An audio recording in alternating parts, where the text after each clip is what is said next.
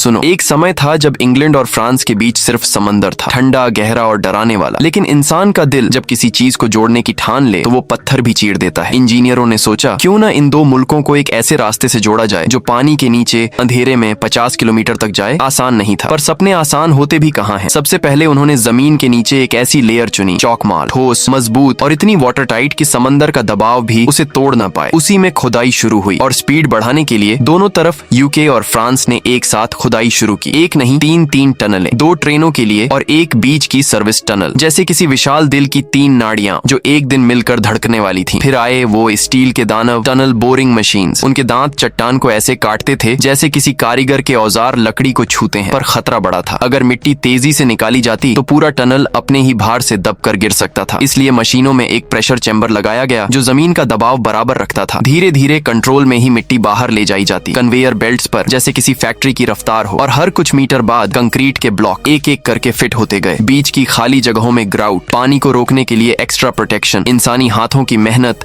मशीनों की ताकत और इंजीनियरों की रातों की नींद, सब इसमें गूंथ गई। सब ठीक चल रहा था, लेकिन कहानी का असली रोमांच तब आया जब दोनों तरफ की खुदाई कुछ ही मीटर दूर रह गई। ब्रिटिश मशीन को बिल्कुल रोक दिया गया, सील कर दिया गया। अब सिर्फ फ्रेंच मशीन को आगे बढ़ना था। हर सेंटीमीटर पर दिल धड़कता था, कहीं गलत दिशा ना हो, कहीं कोई दरार न दिखे। और फिर वो दिन आया, एक हल्की सी कंपन, पत्थर में एक चीरा और अंधेरे के बीच एक छेद से रोशनी की किरण गुजरी। 2 देशों की मेहनत, 2 दुनिया की दूरी उस पल में मिट गई। टनल पूरा हुआ। मशीनें इतनी बड़ी थीं कि उन्हें निकालना मुमकिन नहीं था, इसलिए उन्हें वहीं जमीन के नीचे दफना दिया गया, जैसे कोई योद्धा अपनी लड़ाई के बाद धरती का हिस्सा बन जाता है। हर 375 मीटर पर क्रॉस पैसेजेस बनाए गए सेफ्टी के लिए, और क्योंकि हाई स्पीड ट्रेनें हवा को तेजी से धकेलती हैं, अंदर ड्रैग बढ़ जाता था। इसे कम करने के लिए रिलीफ डक्ट्स बनाए गए। ट्रेनें गर्मी भी पैदा करती थीं। कभी कभी टनल का तापमान 50 DGC तक चला जाता, इसलिए एक खास कूलिंग सिस्टम लगाया गया जो अब इसे लगभग 20 DGC पर रखता है। संतुलन, तकनीक और प्रकृति दोनों का। और यही है चैनल टनल की कहानी, एक ऐसा रास्ता जो सिर्फ 2 देशों को नहीं, 2 दिलों को जोड़ता है। पानी के नीचे, अंधेरे में, चुपचाप, पर दुनिया के सबसे खूबसूरत ब्रिजेस में से एक।